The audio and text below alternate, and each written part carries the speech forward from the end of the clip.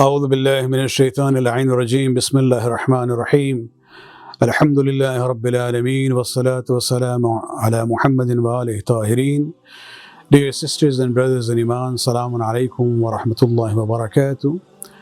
The coronavirus has come with its own unique set of challenges. In order to prevent the spread of this virus, governments as well as religious leaders are asking the people to refrain from gatherings and to maintain social distancing. You are advised to stay home unless absolutely necessary.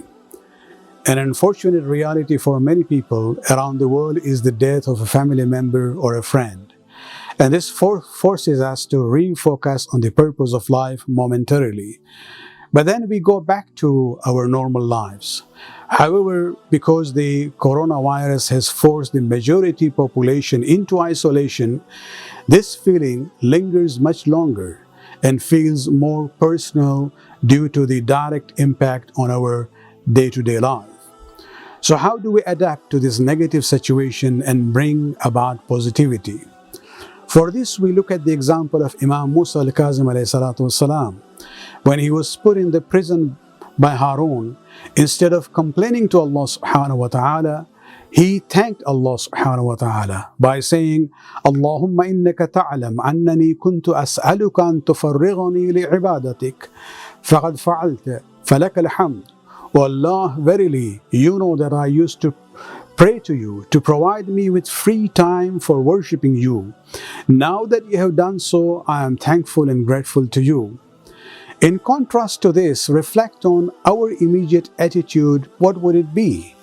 When we are in a favorable situation, we forget Allah. But when we are put under test and trial, we complain and remember Him. But look at your Imam. He takes the worst situation and turns it into a positive opportunity and is thankful to Allah subhanahu wa ta'ala for it.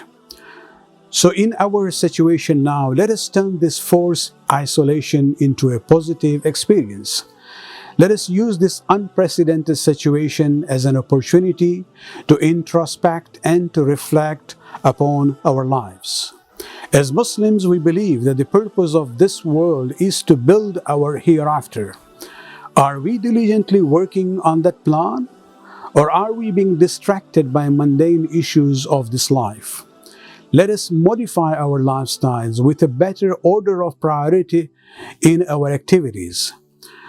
Number one, start with punctuality in your daily prayers. Instead of fitting prayers into your daily routine, change your mindset. Schedule your activities around the prayer times. Number two, have you prepared your will? Take advantage of this forced isolation to write your will or review your existing one.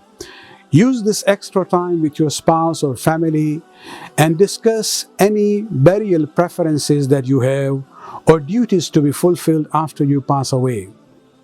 Number three, how long has it been since you have spoken to your relatives? Perhaps now is the time to remotely reconnect with them via phone, messaging, or video call. Think about the seniors in your circles and your community. Reach out to them to make sure they are okay, not only on a practical sense, but especially mentally and emotionally during this period of isolation. And finally, the fifth point that I have, what about opening the Quran and reading at least 10 verses with a translation? Imam Ja'far al-Sadiq alayhi salatu wassalam says, ما يمنع التاجر منكم المشغول في سوقه إذا رجع إلى منزله أن لا ينام حتى يقرأ سورة من القرآن. The Imam says, a trader who is busy in his marketplace, what prevents him when he returns home from reading a surah of the Quran before going to sleep? If he does so, 10 good deeds will be written for each verse that he recites, and 10 of his sins will be erased. So let us take this opportunity which has been forced upon us and to turn it into a positive force for our life. May Allah subhanahu wa ta'ala keep each one of you under the wings of His mercy and safety. May Allah subhanahu wa ta'ala neutralize the impact of this virus from the humanity. بحق محمد وآله الطاهرين. والسلام عليكم ورحمة الله وبركاته.